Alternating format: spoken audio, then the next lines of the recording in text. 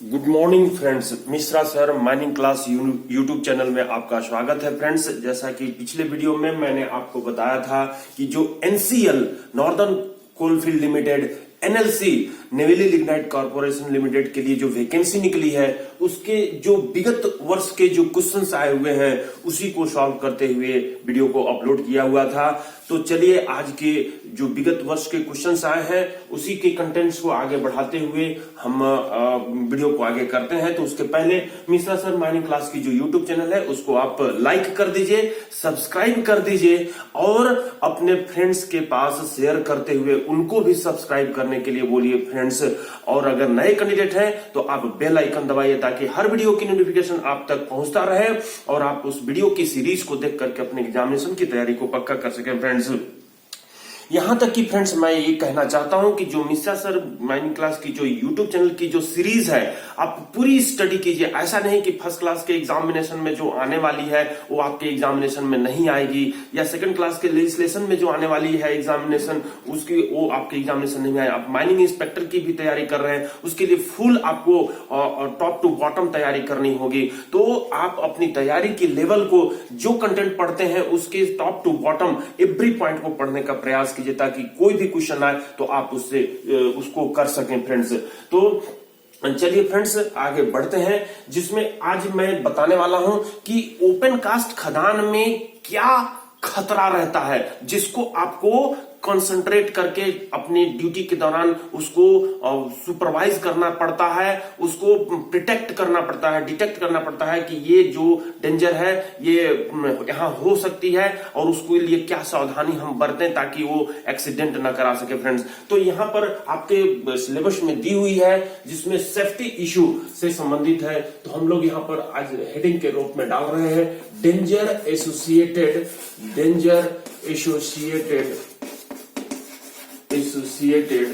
in open cast mine and their remedial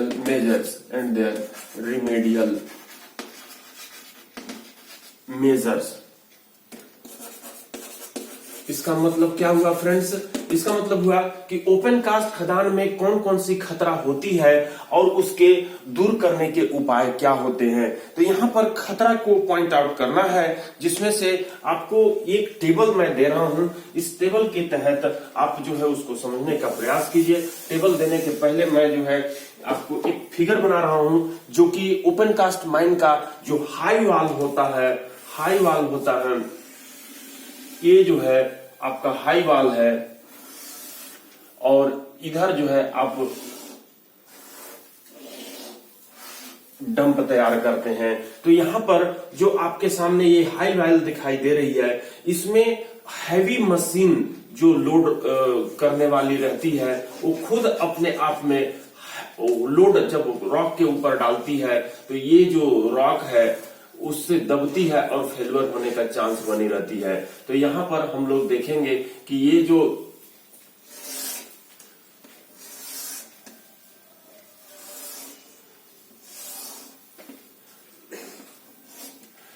heavy machine है जिसको हम लोग ड्रैग लाइन अगर कहते हैं, तो ये हैवी लोड के चलते यहां पर एक नंबर हम लोग डाल देते हैं heavy load, danger due to HEMM, danger due to HEMM। तो यहां पर हम लोग पहला नंबर में डाल रहे हैं डेंजर और दूसरे नंबर में उसका रिमेडियल मेजर्स। थोड़ा नीचे मैं कर दे रहा हूं इस पिक्चर के।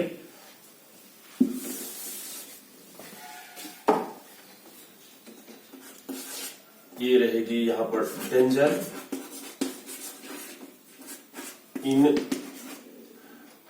ओबी बेंच और दूसरे में कर दे रहा हूं रिमेडियल मेजर्स। इसको मैं डबल अंडरलाइन से लॉक कर देता हूं और एक कॉलम में आप डेंजर देंगे, दूसरे कॉलम में आप जो है उसके उपाय दूर करने के देंगे। तो यहां पर आप जो है पहला नंबर में दे रहा है कि जो फेस का अनसिस्टमेटिक, पहला नंबर में आप दे रहे हैं लोड हैवी लोड, जिसको कहेंगे heavy load due to HEMM। तो इसका रिमेडियल मेजर्स क्या हो जाएगा कि जो बेंच की जो चौड़ाई होगी, बेंच विड्थ जो होगा वो हर समय ग्रेटर देन होगा बेंच हाइट से।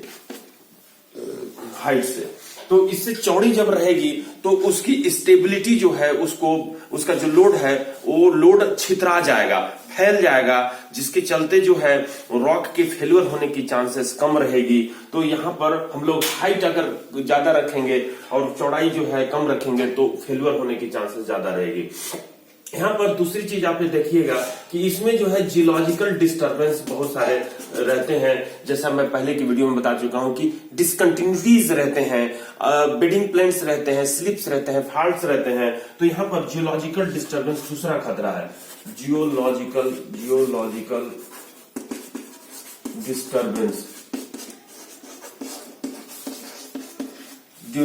डिस्टरबेंस। तो यहाँ पर हम लोग इसके लिए रिमेडियल मेजर्स देखते हैं कि जो बेंच की फेस होगी, अगर इस तरीके का आपका रॉक में पाया गया है क्या चीज, बेडिंग प्लेन्स, तो ये जो लाइन है इस पार्ट्स को लेकर के फॉल डाउन होगी, स्लाइड डाउन हो जाएगी। तो ये बेंच फेस के पैरेलल नहीं होने चाहिए। बेडिंग प्लेन्स या जो आपकी बेडिंग प्लेन्स एक्सेट्रा जो भी जियोलॉजिकल डिस्टरबेंस होगी वो नॉट पैरेलल टू फेस के पैरेलल नहीं रखनी। आपका ऐसा बेंच का डिजाइन करना होगा, फेस का डिजाइन करना होगा, जो आप बोर होल का सैंपल लेते हैं उससे आपको लेबोरेटरी में भेजने के बाद पता चल जाता है कि कहां पर कितना अमाउंट में फॉल्ट है, स्लिप है, डाइक है, जिसके आधार पर ये जो है आप डिसाइड करते हैं कि हमारी फेस की डायरेक्शन क्या होगी। इम्प्रॉपर, तीसरा हम लोग डेंजर ले रहे हैं कि इम्प्रॉपर मूवमेंट ऑफ फेस। जो आप इम्प्रॉपर मूवमेंट ऑफ फेस कह रहे हैं, कहने का मतलब कि जो बेंच की साइज है वो कहीं चौड़ा कर दे रहे हैं, कहीं आप जो है कम कर दे रहे हैं। तो ये जो इम्प्रॉपर मूवमेंट होती है फेस की, तो जिसके चलते भी जो है बेंच फेल्योर होने का चांस होता है। तो यहाँ पर आपको बेंच एज पर इंस्टीट्यूट बेंच साइज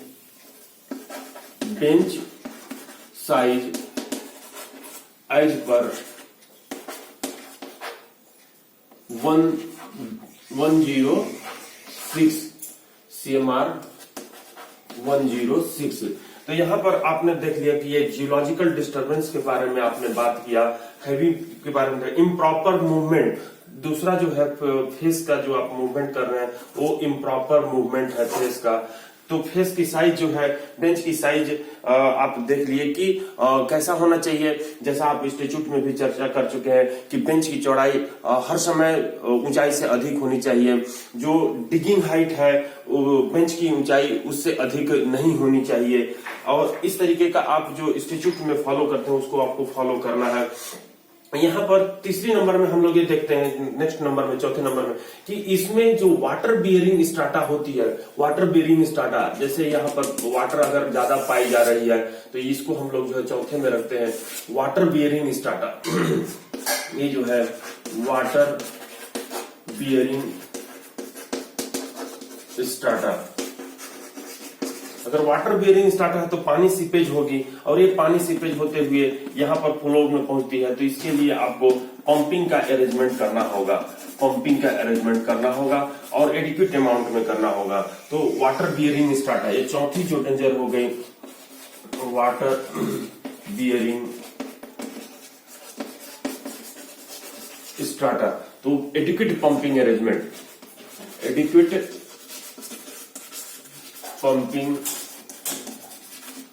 अरेंजमेंट आपको करनी होगी। तो ये वाटर बियरिंग स्ट्राटा हो गई। और उसी तरीके से आप ये कह सकते हैं कि सरफेस अगर अंडुलेटिंग बन रही है, प्रॉपर ब्लास्टिंग नहीं हो रही है, तो उस केस में यहाँ पर पोंडिंग रेन वाटर का जो है पोंडिंग, रेन वाटर से पोंडिंग बनने की संभावना रहती है, रेन वाटर का पोंडिंग बनने की संभावना रहती है।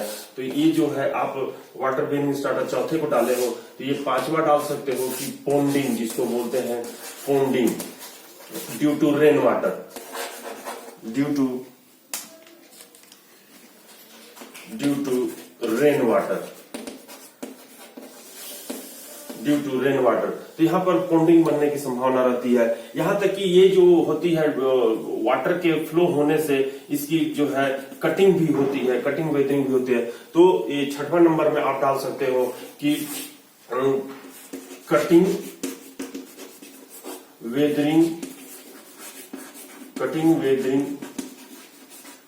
Due to rain water.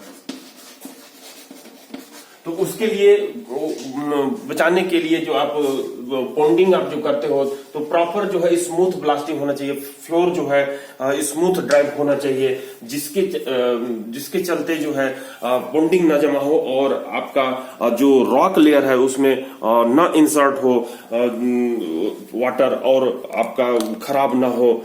तो यहाँ पर आपके सामने मैं एक क्वेश्चन जो है सामने में रख रहा हूं जो कि पिछले वर्ष में पूछी गई है। क्या पूछा गया है, देखिए प्रश्न, मैं इसकी क्लियर विजिबिलिटी के लिए और जो है अच्छे से दिखा देता हूं। तो देखिए आपके सामने एक प्रश्न है, क्या कह रहा है कि which of the following have a direct influence on stability of a open cast mine. इनमें से कौन है जो कि ओपन कास्ट माइन की स्टेबिलिटी को डायरेक्ट प्रभावित करती है। ए नंबर में फॉल्ट, बी नंबर में स्लिप, सी नंबर में thick massive roof, D number में ऑप्शन 1 एंड 2, ई नंबर में ऑप्शन 2 एंड 3। तो यहां पर आप ये देख रहे हैं कि ऑप्शन 1 एंड 2 अभी मैं बताऊं, इस आधार पर ए और बी दोनों सही होनी चाहिए। तो ऑप्शन डी को आप टिक लगा के आगे की ओर बढ़ सकते हैं फ्रेंड्स। लेकिन यहां पर आपके सामने मैं फॉल्ट का जिक्र तो वीडियो में कर चुका हूं, लेकिन आप देख लीजिए कि फॉल्ट होता क्या है। Fault is a fracture of rock और मिनरल और कोल ड्यू टू टेक्टोनिक एक्टिविटी। कहने का मतलब कि रॉक या मिनरल या कोल का फ्रैक्चर हो जाना किस कारण से, टेक्टोनिक एक्टिविटी कि पृथ्वी के हलचल के कारण से कोल, रॉक और मिनरल के फ्रैक्चर हो जाना ही कहलाती है fault. Broken rock is called, ये जो रॉक है जो ब्रोक हो जाती है, टूट जाती है, वो ब्रोकन पार्ट कहलाता है। हैंग वॉल और फुटवॉल, हैंग वॉल जो ऊपर रहती है और फुटवॉल जो नीचे रहती है, जिसका पिक्चर बना करके भी पहले मैं वीडियो में अपलोड कर चुका हूं। अब यहाँ पे देखिए दो वर्ड आपसे डेफिनेशन में पूछ सकता है, ट्रफ और हीव। थ्रो और हीव। थ्रो क्या होती है, तो throw vertical displacement of rock is called the throw, जिसको आप टी से डिनोट कर सकते हैं। यानी जो हैंग वॉल और फुट वॉल के बीच में जो वर्टिकल डिस्प्लेसमेंट हुई रहती है उसी को थ्रो कहते हैं। ठीक है फ्रेंड्स, आगे बढ़ते हैं। हीव क्या होती है, horizontal displacement of rock is called, यानी कि हैंग वॉल और फुट वॉल के बीच में जो हॉरिजॉन्टल डिस्प्लेसमेंट हुई रहती है उसी को हम लोग हीव बोलते हैं। अब यहां पर एक वर्ड आती है, आपसे पूछ सकता है फॉल्ट प्लेन क्या होती है। तो ये plane in which broken rock displaced is called the fault plane. वो जो जिस प्लेन के तहत रॉक जो है डिस्प्लेस्ड हो गई रहती है, हैंग वॉल और फुट वॉल के बीच में जो एक प्लेन तैयार होता है जिसमें वो डिस्प्लेस्ड हुई रहती है, उसी को कहते हैं फॉल्ट प्लेन। अब यहां पर एक आती है हेड, HADE, हेड। हेड आपसे पूछ सकता है कि हेड क्या होता है, तो angle made by fault plane to the vertical, मतलब वर्टिकल लाइन जो होती है या वर्टिकल प्लेन जो होती है वो फॉल्ट प्लेन के साथ जो एंगल बनाती है उसी को हम लोग हेड कहते हैं, HADE, हेड। अब यहाँ पर दूसरी और आखिरी जो एक जियोलॉजिकल डिस्टरबेंस के रूप में आप स्लिप, नई वर्ड आप जान रहे हैं। तो ये स्लिप क्या होती है, ये स्लिप एक क्रैक होती है या माइक्रो क्रैक्स होती है फिल्ड विथ कैल्साइट। किससे भरी होती है, कैल्साइट से भरी होती है, लूज मटेरियल से भरी होती है या अदर कार्बोनेशियस मटेरियल से भरी हुई रहती है, जो कि बेंच को वीक करके रखी रहती है, और उसके पैरेलल अगर हमारी फेस हो गई तो स्लाइड होना डेफिनेट है अगर हम लोग प्रॉपर स्ट्रेटिफिकेशन नहीं करते तो यहां पर स्लिप के बारे में आपने जान लिया। एक वर्ड और आपकी दी हुई है, थिक मैसिव रूफ। यहां पर रूफ ना कह करके ऑप्शन में देनी चाहिए थिक मैसिव रॉक। तो आपकी अगर थिक मैसिव रॉक है तो यानी कि उसकी स्ट्रेंथ और अच्छी होगी, तो ये डायरेक्ट इन्फ्लुएंस नहीं करती ओपन कास्ट के बेंच की स्टेबिलिटी को। तो आपने ये समझ लिया। अब यहां पर मैं आपको ला रहा हूं जो डंप की जो स्टेबिलिटी रहती है, उसके अलावा जो आप देखते हैं कि डंप में भी जो है फेल्यूर होने की चांसेस रहती है, जैसा कि राजमहल के ललमटिया माइंस में हुई थी। तो आपने जितने ये देखा है क्या क्या चीज, ये जो 6 पॉइंट देखा है ये मेरे नोट्स में, जिसमें कि geological disturbance in high wall आपने देख लिया। दूसरा चीज जो है प्रेशर ऑफ ग्राउंड वाटर अगर ये जो आपके सामने दिखाई दे रही है कि वाटर बेरिंग स्ट्राटा अगर है तो वो वाटर बेरिंग स्ट्राटा रॉक को प्रेशर देती है, जिसके चलते रॉक फेल्यूर होने का, बेंच फेल्यूर होने की चांसेस बनती है। हाई वॉल के ऊपर वर्षा का पानी का जमा रहना, ये जो आपने देखा कि पॉन्डिंग जो सरफेस के ऊपर बन रही है वो रेन वाटर के चलते बनती है, और वो रॉक के अंदर पानी जो है सीपेज होकर के बेंच की स्ट्रेंथ को कम कर देती है। हाई वॉल का असामान्य एडवांस यानी कि इरेगुलर एडवांस जिसको आप लिखे हो, improper movement of face, irregular अगर आपको मूवमेंट हो रही है तो उससे आप जो है बेंच फेल्यूर होने की चांसेस बन रहती है। तो हमको ऑप्टिमम रेट से एडवांस करना रहता है, न बहुत अधिक न बहुत कम। इसके अलावा आप देखते हो कि हाई वॉल का अंडर कटिंग ओवर हैंगिंग, यहाँ पर मैं एक आपको सामने छोड़ दिया हूं। अगर यहाँ पर आपने अंडर कटिंग कर दिया है, इस तरीके से कटिंग कर दिया है, तो ये जो एक डेंजर आपके सामने दिखाई दे रही है 7वां, अंडर कटिंग ओवर हैंगिंग और ओवर हैंगिंग। तो ये अंडर कटिंग ओवर हैंगिंग से ऊपर वाली पार्ट हैंग हो जाती है, नीचे अगर आप लोग कटिंग कर दिए रहते हो तो ये जो है स्लाइड डाउन होने की संभावना रहती है, जिसके कारण से एक्सीडेंट हो सकती है। तो इसके लिए आपको प्रॉपर जो है अगर बन गई है ओवर हैंगिंग, पहली चीज तो बननी नहीं चाहिए, ऐसा आप बेंच फेस का प्रिपरेशन करेंगे। लेकिन अगर बन गई है तो हम लोग जो सॉवेल रहती है उसी से, बकेट से प्रॉपर मैनर के तहत हम उसको ड्रेसिंग करने का काम करते हैं फ्रेंड्स। तो नेक्स्ट देखते हैं हाई वॉल स्टेबिलिटी की सुपरविजन और मॉनिटरिंग में कमी। ये भी जो है एक बहुत बड़ा एक्सीडेंट का कारण बनती है कि अगर हाई वॉल का हम लोग प्रॉपर सुपरविजन और मॉनिटरिंग नहीं करते हैं, यानी कि जो हमारा मॉनिटरिंग तो डायरेक्ट सुपरविजन आप लोग ओवरमैन माइनिंग सरदार के रूप में करोगे ही करोगे, लेकिन कुछ इंस्ट्रूमेंट्स आने लगी हैं मॉडर्न टेक्नोलॉजी वाले इंस्ट्रूमेंट, जैसे कि SSR।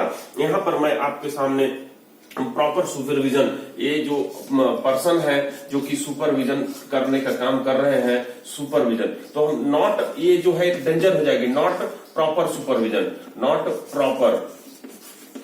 Proper supervision. तो यहां पर आपकी जो इसके लिए जो इंस्ट्रूमेंट आ गई है, इसको प्रिवेंट करने के लिए हम लोग SSR स्लोप स्टेबिलिटी रेडार, जो मैं पहले भी बता चुका हूं कि ये राजस्थान के रामपुर अगुछा और बलेरिया माइंस में सर्वप्रथम इसको इंट्रोड्यूस किया गया था, जिसके आधार पर हम 7 दिन पहले ही, बेंच फेल्यूर के 7 दिन पहले ही डिटेक्ट कर लेते हैं कि बेंच की स्टेबिलिटी डिस्टर्ब हो गई है और फेल हो सकती है, या 3 दिन पहले भी हमको जानकारी मिल जाती है। तो उस केस में हम लोग मशीन और मैन पावर को रिमूव करके सेफ्टी को इंश्योर कर लेते हैं फ्रेंड्स। तो ये स्लोप स्टेबिलिटी रेडार है, जिसके आधार पर हम लोग मॉनिटरिंग करने का काम करते हैं। टॉप बेंच से बॉटम बेंच में वाटर रनिंग डाउन होना, जैसे कि यहाँ पर देखे हैं कि टॉप बेंच से बॉटम बेंच में रनिंग अगर डाउन हो रही है वाटर, उससे भी जो है अगर लगातार हो रही है तो डिटोरिएट होती है। तो इसके लिए प्रॉपर जो है पंपिंग का अरेंजमेंट करना और ड्रेनिंग करने की व्यवस्था की जाती है। तो ये तो हो गई आपकी क्या चीज, बेंच के स्टेबिलिटी की बात, कि जो है बेंच आपको किस तरीके से बनाना है। लेकिन हम लोग डंप की स्टेबिलिटी की बात करते हैं, जो डंप में फेल्यूर होने की जो चांसेस होती है, मैं इसको मिटा देता हूं। जहां तक है आप लोग इसको समझ गए होंगे, जो डेंजर एसोसिएटेड वाले पॉइंट्स होती है कहां कहां होती है।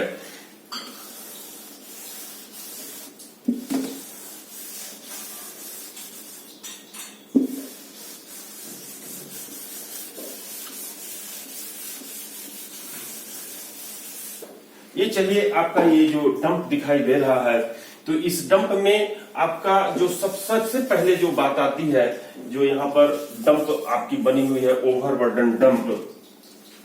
ओवरबर्डन डंप, तो यहाँ पर आपके सिलेबस में एक चीज दिया हुआ है कि रिक्लेमेशन यानी कि जो यहाँ पर डिकोल्ड एरिया, यहां से आपने कोयला को निकाल लिया है, वो क्या कहलाता है? डिकोल्ड एरिया कहलाता है।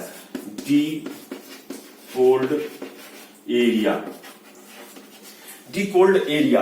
अगर इस डिकोल्ड एरिया में आप डंपिंग कर रहे हैं और अगर वो फ्लोर इनस्टेबल है, कहने का मतलब लूज ग्राउंड है, डेब्रिज है, जो कोयले के निकालने के बाद जो नीचे लेयर दिखाई दे रही है, लूज है, डेब्रिज है, तो इस केस में डिकोल्ड एरिया जो है, अगर आपकी क्या है, लूज है, लूज इनस्टेबल है, कहने का मतलब जो बिल्डिंग आप खड़ा करते हैं तो उसका अगर प्लिंथ अगर आपकी कमजोर है तो वो बिल्डिंग ज्यादा दिनों तक नहीं टिक पाएगी। तो यहां पर जो आप डेंजर में ले रहे हैं, वो ले रहे हैं dumping floor, dumping floor instable due to loose debris. तो इसके लिए आप क्या करना होगा उपाय? इसके लिए जो लूज डेब्रिज है उसको कट आउट करके रिमूव कर देना होगा। तो cut out, remove and concreting. तो कट आउट, रिमूव और कंक्रीटिंग अगर आप कर देंगे, जैसे आप अपने वो बनाते हैं बिल्डिंग, तो उसके दौरान आप जो है उसको मजबूत प्लिंथ देने का काम करते हैं। तो ये एक डेंजर हो गई। दूसरा डेंजर हम लोग आते हैं कि ये जो डंपिंग का फेस है, यहां से यहां तक, कहने का मतलब डंपिंग का ये जो लास्ट टो दिखाई दे रही है और ये जो बेंच का फेस है, इन दोनों टो के बीच में हम जब इसकी ब्लास्टिंग करते हैं तो ये ब्लास्टिंग का थ्रो यहां तक फेंका जाता है, या डंपिंग जो करते हैं तो डंपिंग जो है यहां तक गिर जाती है। तो मिक्सिंग होने की संभावना रहती है, जिससे कोयले की क्वालिटी भी डिटोरिएट होती है और खतरा भी बना रहता है। तो इसके लिए हम लोग ये कहते हैं कि दोनों के बीच का जो डिस्टेंस है, डंप और ये बेंच है और ये डंप है, तो इनके बीच का जो डिस्टेंस होनी चाहिए वो 60 मीटर से कम नहीं होनी चाहिए। तो ये आपने एक देख लिया कि dumping face less distance between dump face and bench face.